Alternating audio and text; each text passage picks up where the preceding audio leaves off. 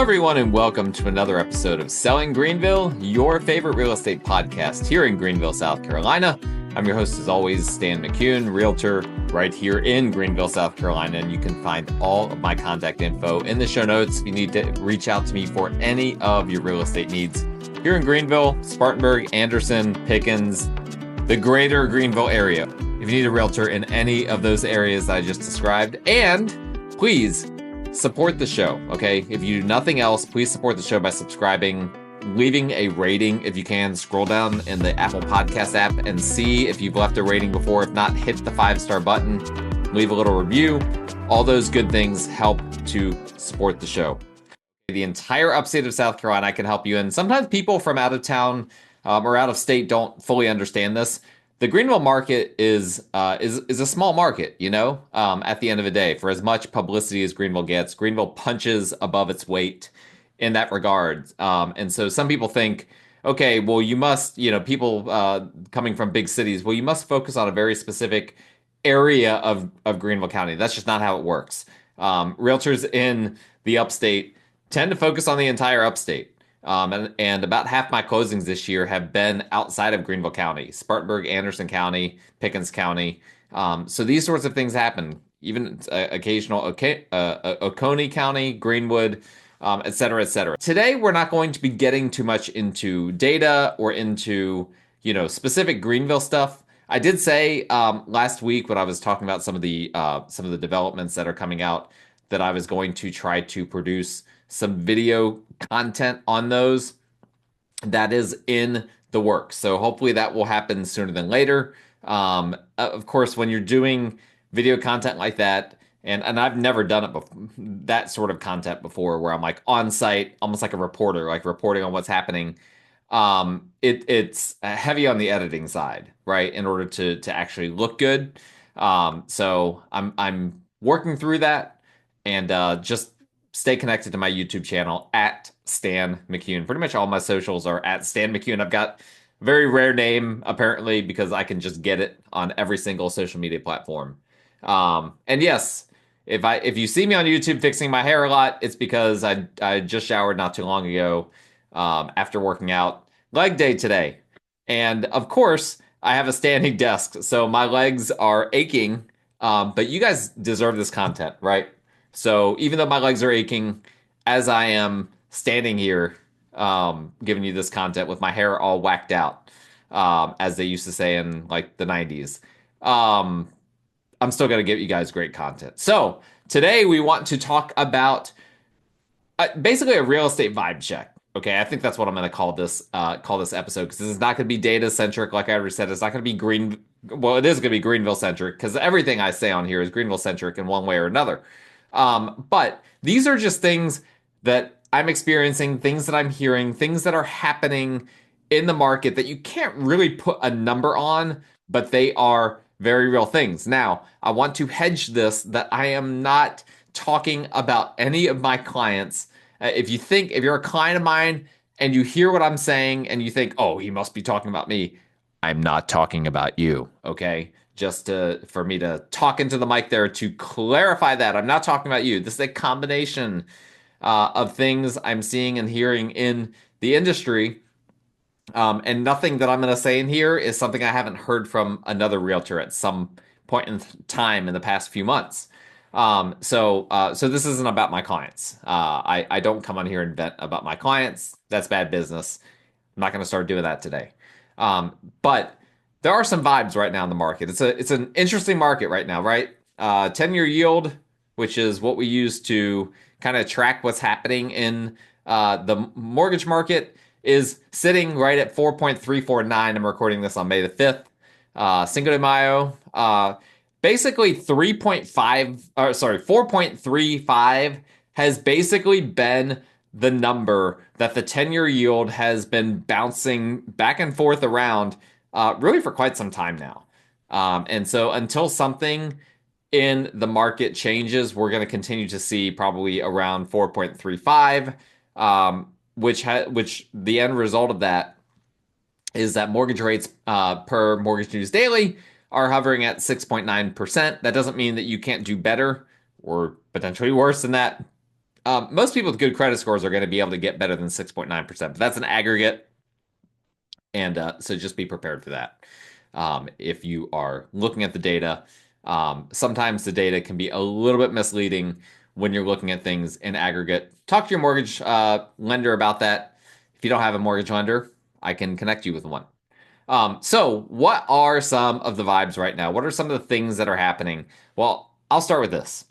Every seller is overvaluing their home. Every single one of them, okay? And it is a fight to convince sellers to price their home even at the top end of what it's worth because they just want to go higher. It's hard for sellers right now to comprehend how much the market has slowed down from just a few years ago, right? And I will give you this piece of data because this is a shocking piece of data to a lot of people. Right now, we are experiencing, this is not Greenville specific, this is nationwide, the lowest number of resale transactions, okay? Existing homes, okay? So, what we're talking about when we talk about existing homes, resale transactions, back out all the new construction data out of the data that we have, and what's left is existing homes, resales, okay? Resales, sales of existing homes are at their lowest level since 1995. Yes, lower than 2007, 2008, 2009, 2010. Lower than the dot-com bubble, 99 through 2001. We have to roll back the clock all the way to 1995 when the population was much lower than it is now. When there wasn't all of these people of age looking to purchase homes. Right now, we got millennials and Gen Z right now still looking to purchase homes. And we have boomers that are like one of the biggest demographics right now purchasing home. That wasn't even a thing, right? For retiree aged people to be one of the top home buyers in a market, that wasn't a thing until fairly recently, right? Boomers have completely upended a lot when it comes to real estate. And one of the things is that they are continuing to be super duper active in real estate into their retirement years. And imagine if they weren't, right? These numbers are at 30-year lows with retirees being more active in real estate than they have ever been. So it's really, really interesting to go through this and to talk to sellers, and they just have no idea. And how would they, right? They don't. I'm very, very close, and any realtor is very, very close to this.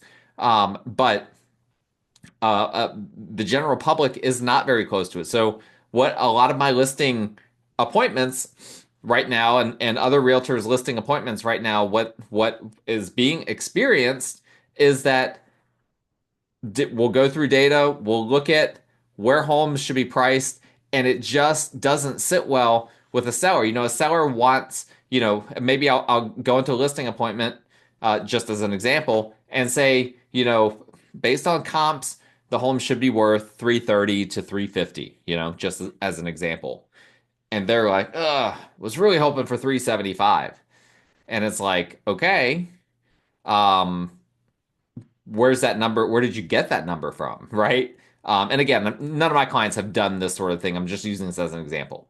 Um, and I have had people in the past that have done that. They've just plucked a number out of thin air, and it's like, okay, this is what they think their home is worth because of something that they read, who knows what. But this is the battle right now, is that home is worth 330 to 350, and someone wants to, the seller wants to list it for 375. That's the worst thing you can do. I went to a broker open house earlier this week, or well, last week technically, as I'm recording this. Broker open house, for those that don't know, it's a way to get other realtors into a home that they haven't shown. And usually it's a way to get feedback, right? To try to figure out, okay, what can I do? What can I improve about this home? Or what can the seller improve about this home? Or what can I improve about my listing in order to try to market this home better? I went to one where, again, it was the listing agent was telling me the same thing, that their client was just really resistant to reducing the price, but it was so very obvious that the price needed to be reduced.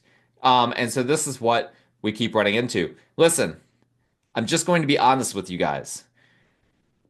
If a home is overpriced, no amount of marketing can fix that. Okay? The general public doesn't seem to completely comprehend this. Like they'll constantly fire realtors for a listing that was just overpriced. And maybe the realtor that listed the home didn't know how to price it, and that's why they're being fired. Maybe they didn't even try to sell it at that price. That's why they're being fired. I'm not saying it's a one size fits all, that they should not fire the agent because of that. But I am saying that it's kind of silly to me how often I see that a listing agent will be fired and then replaced with another agent who with a $50,000 price reduction. It's like, why don't you just reduce the price $50,000 with the other agent and see what happened? And of course there are always different reasons for that. But at the end of the day, no real estate professional, none of their marketing is ever going to overcome an overpriced home. It's impossible. The data is there. I could show you guys data until you're screaming, until your eyes burn as you're watching my crazy hair on YouTube. I could provide you a ton of data to show that you cannot overcome an overpriced home in your marketing. So don't do that. If you have an agent, maybe you're not using me. If you have an agent that tells you your home is worth 330 to 350, stay within that range. Don't bully your agent or try to bully your agent into listing it for 375. Bad move in a market like this market. Secondly, here, buyers are being both selective and picky. Okay. Now, I need to differentiate between these two things. Selective buyers are buyers that they know what they want. They're going to hold out for what they want.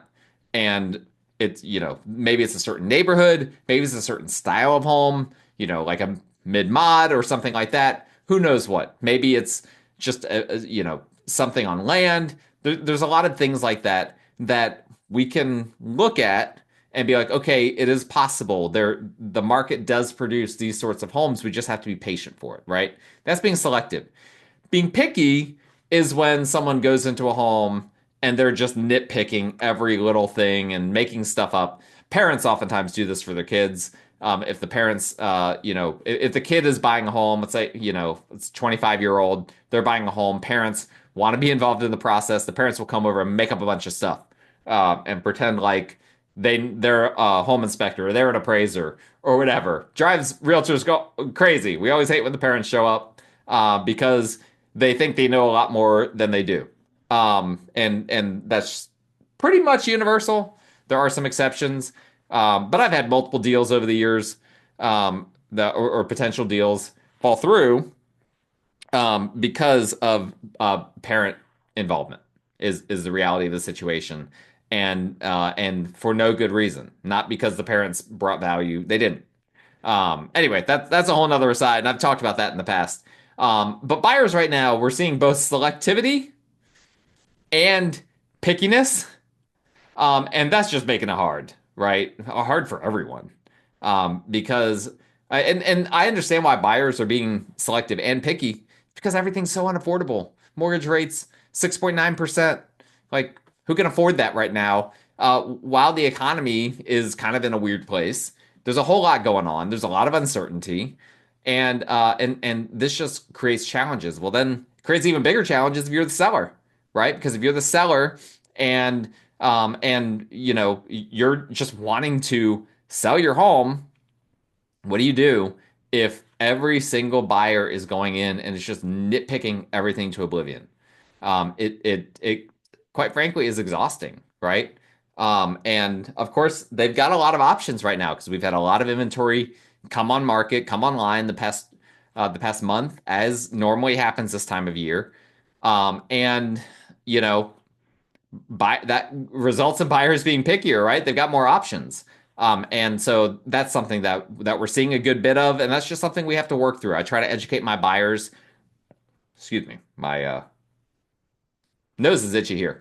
I try to educate my buyers on how to be selective and how to be picky in a reasonable way, right? And like I said, there's a huge difference between being selective and being picky. I love when buyers are selective. Me personally, if they know what they want and they stick to the guns, that makes my job easier because I can find them exactly what they want once I kind of get a sense of what it is that they want. Sometimes that takes some time. If they're picky, it could be anything, right? They could be like, "Ooh, I don't like the color of those. I don't like the light fixtures. I don't like the hardware that they put in the kitchen. Just like stupid stuff like that. That's easy to be changed out. That there has to be some reasonable approach, right, when it comes to that. And so sometimes there's some educating that goes along. Like you're at this price point, you're not going to find a house that doesn't need something, right?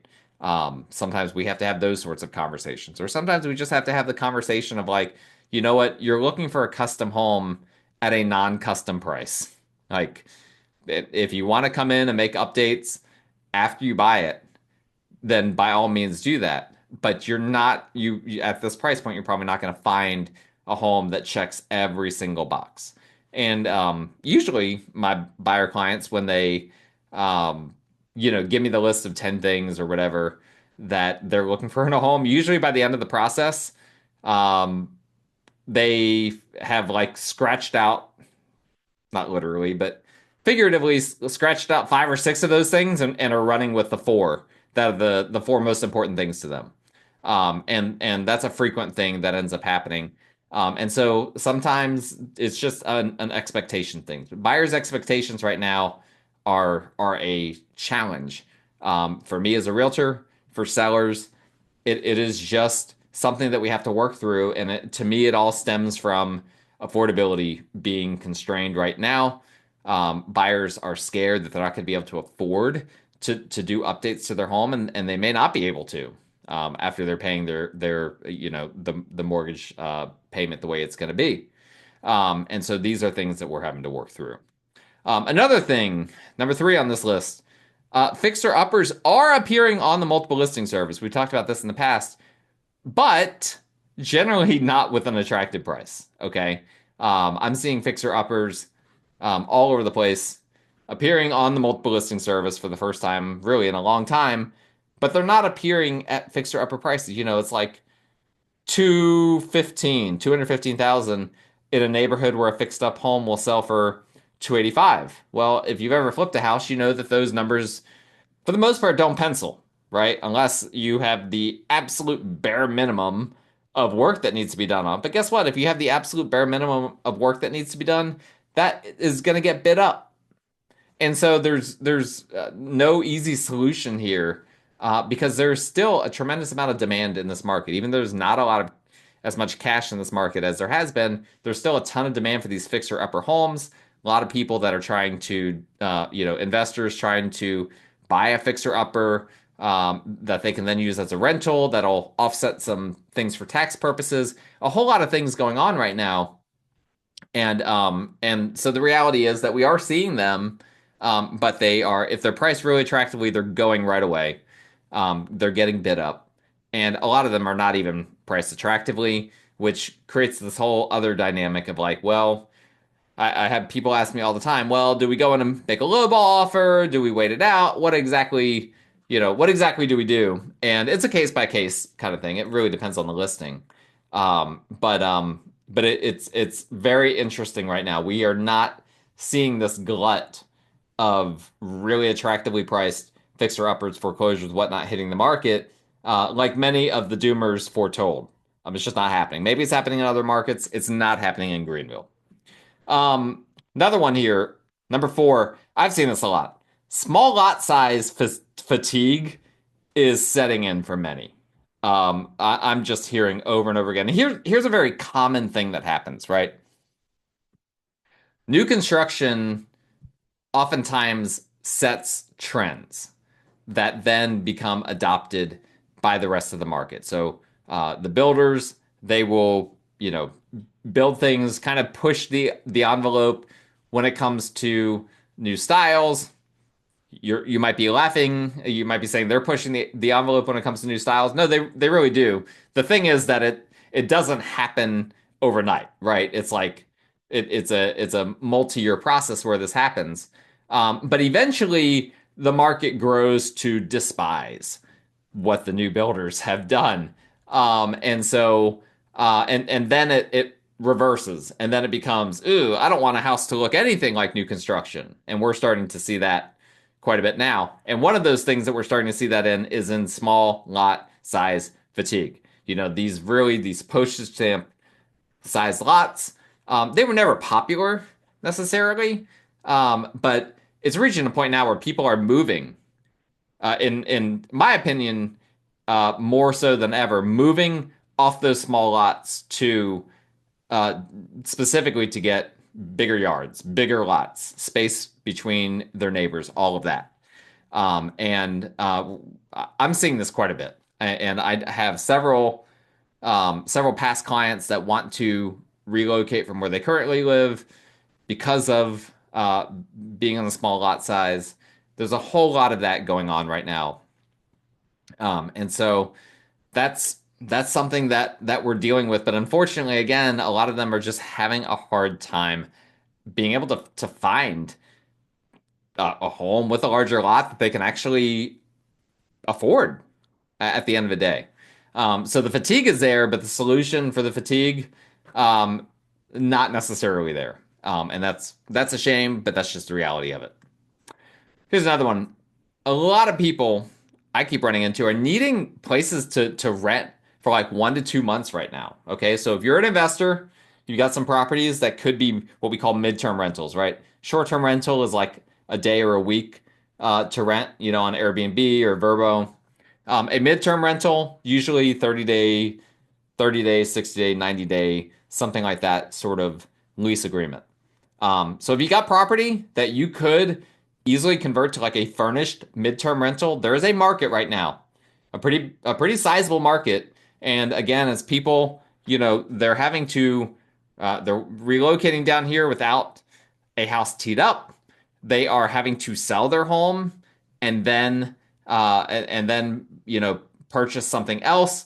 But again, it's really hard to buy something with the home sale contingency unless you've got your home under contract already. And so a lot of people are having to sell their home first and then rent for a short period of time before buying. Obviously, they don't want to rent for 6 to 12 months, so they try to find these midterm rentals. So there's a lot of this.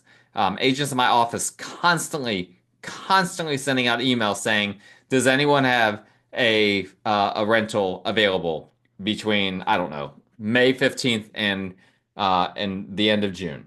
I can't tell you how many of those emails per week I get. So there's definitely big opportunity there, and definitely consider that if you have some property that could be converted to midterm rental. Here's another one. Investors are calling again. What do you know? My phone has, I got into this business. I was considered the investor realtor, right? That was really how I got started in this business. I'm still kind of considered that in certain circles, but obviously I'm much broader than that. My business is heavy on relocations as well. It's heavy on first-time home buyers, and of course it is still heavy on investors. But they're finally calling again, right? They went dormant for a while, and I'm starting to get those calls. People that are like, "Hey, can you find me something? Can you find me this? Can you find me that?" Now, if you're one of those people, um, if you're asking for something really broad, you're not going to find it. If what you're looking for is everything, you're not going to find it. You need to be more selective. This goes into what I was saying before.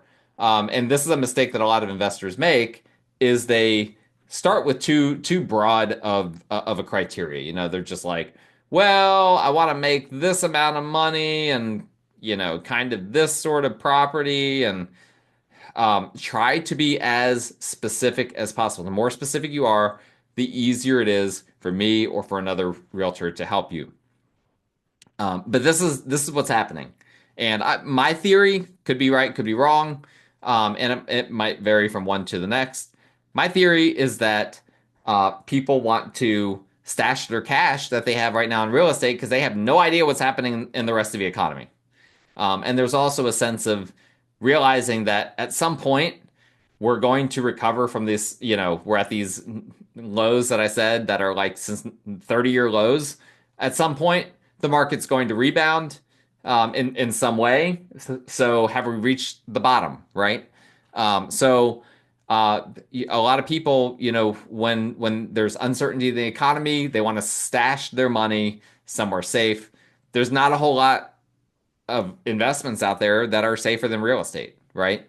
And so my phone is blowing up again with people wanting to invest in real estate, and that's something I'm always willing to talk to people and try to help them out with. Here's another one: low appraisals. Okay, low appraisals. If you're an appraiser listening to this, you just got triggered because you don't believe that low appraisals exist. Only appraisals below the contract price, right? And that's not a low appraisal. That's an accurate appraisal. Well, it's a low appraisal. It's just a lot simpler to say that, and instead of getting so caught up in the semantics of it. I understand appraisers like semantics. That's a thing for them. I don't like it. I think we can call it a low appraisal and move on. But yes, they're becoming a thing. I've been very fortunate to have not run into a low appraisal situation that's impacted any of my clients this year so far. Part of that is I have really tried to get ahead of it, right? I've had multiple situations where I was concerned with a low appraisal, and so I contact the appraiser. I get them information on the home, information on things that the seller has done to the home, different things to try to do my best to educate the appraiser to try to get that appraisal, that number up as high as possible. And but I'm hearing from other agents, many of them, that they are struggling with low appraisals right now. And so be prepared for that, right? Just because you find a way to get your home under contract for more than you were expecting doesn't mean it's going to close for that number. You've got to go through the rite of passage of an appraisal in order to get there to the end. And there's no free lunch in real estate, right? Appraisals and appraisers, they are God in a transaction at the end of the day, in a real estate transaction, and they will potentially hold up your transaction if you get a home under contract for more than the comps say it should be under contract for. Okay, and sometimes buyers will even use that strategy where they're confident, they don't think that it's going to appraise, but they just want to get the home under contract, so they have that appraisal contingency in there, and then at the end of the day, it ends up not appraising, and then they can just negotiate with the seller to bring the price down to where they want it anyway.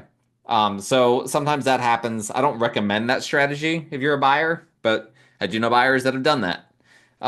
So this is a problem. This is something you got to get out in front of if you can. And there's a few ways to do that. I'm not going to get into a ton of detail about that. I already gave you guys a few little tidbits on that, but that's something we can talk about if you're wanting to sell your home. I'm hearing a lot more people trying to do subject to the mortgage purchases. So this is something this really surprised me. Okay, so subject to the mortgage purchases basically works this way. Okay, so normally when you have a mortgage on your home and you go to sell that home, the buyer has to pay off your mortgage, and then the lien is released, and then that mortgage goes away. Okay. When someone buys a home subject to the mortgage, what that means is that actually they purchase the home, the deed transfers over to them, but the mortgage stays, and it stays in the seller's name. Okay, it doesn't get transferred over to the buyer's name. It doesn't work that way. The only way for that to happen is a mortgage assumption, and that's a completely different thing. So you may have heard that a lot of mortgages have a due on sale clause. Well, that's true. So when you're doing this sort of a transaction, if you're a buyer, you could have a situation where the lender tells you, screw you. We have a due on sale clause. Now you have to pay the entire mortgage off right now. So if you're a buyer and you're thinking about doing a sub 2 transaction, be prepared to have a contingency plan in case that lender does exercise their due on sale clause. But regardless, I'm getting, if I have a listing that doesn't go under contract within 2 weeks, I'm getting multiple subject to the mortgage offers from investors, which is surprising to me because mortgage rates are so high, right? None of these are homes that had low mortgage rates. And by low, I mean, those 3% rates that we had back in the day. No, these are homes that have 6, 7% mortgage rates, and I'm getting offers that are subject to the mortgage. And I just think that investors are just trying anything and everything that they can. And it benefits investors because that mortgage doesn't show up as their mortgage. So they can continue to make purchases, continue to accrue debt that doesn't show up as debt on their end. And so that's why it's an attractive strategy for them. I have done it before, and it's not really for me. But a lot of people in the marketplace do it, and more power to them if that's a strategy that works for them. And of course, I'm always willing to help a client with it if that's a strategy that they want to do, as long as they understand the pros and cons of it, which again, we're not going to talk about in this episode. Number 9, I believe. I'm seeing this a lot. Homes under 1,600 square feet are struggling to sell unless they are priced aggressively. So that under 1,600 square foot uh, data point, whatever you want to call it, homes under 1,600 square feet. That's like no man's land, right? Because you're not. That's like first time home buyer range, right? Because if you're a step up buyer, if you're someone that you bought your first home and now you're looking to move up to your next home, typically you're going to be looking for something that's more, probably at least 2,000 square feet, right? Generally speaking. Um, if you're a first time home buyer, you know, 13, 14, 15, 1,600 square feet typically works. But first time home buyers don't have any money right now. So it's just really hard right now. If you're trying to sell a home like that, you have to be prepared. You have to think, who is going to buy this home? Okay. If it's an investor, there's a strategy for pricing and marketing a home to an investor. If it's a first time home buyer, that's a different strategy. If it's a step up buyer, that's a different strategy. And a lot of sellers are not understanding the market right now, and they are not thinking about it like a buyer. Okay. So really, those smaller homes, unless they are priced aggressively, they are just struggling to sell. And it's not even like when I said smaller homes, but I'm talking about homes that can be as large as 1,600 square feet. That is considered a smaller home right now. That's well below the average. So this is something you have to be prepared for. If you're trying to sell a home at that size, price is going to be an even more substantial factor than it is for a normal home. And price is always a substantial factor, but it's really, really substantial for homes that size because you're generally competing for first-time home buyers. Maybe investors as well, depending on the property, but you're pretty much not going to have too many step-up buyers that are going to be buying homes that size right now. Number 10, and this is my last one. And this kind of piggybacks a little bit off of buyers being selective and picky, but it's kind of the opposite end of the spectrum, which is that buyers are just struggling to figure out what they want, right? And oftentimes they just have unrealistic expectations. And I've had this happen more the past year and the past few months than I've ever had in my entire career, and that is buyers reaching out to me. I meet with them. They become a client. We do all the paperwork. We start a search. We're looking, maybe we do a few showings, and they just ghost me. And that is, I can't tell you how unusual that is, but I think what it is, and again, they're ghosting me, so I don't know exactly. I don't know precisely why it is. So again, this is a vibes thing, not a data thing.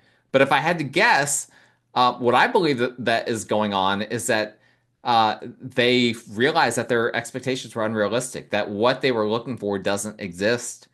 And they're just giving up, just losing heart, and just being like, I can't. I don't even want to communicate with Stan or with a realtor anymore because I'm just so discouraged. Um, and I know from talking to some people that haven't ghosted me, that they do feel like that. So I know that sentiment is out there.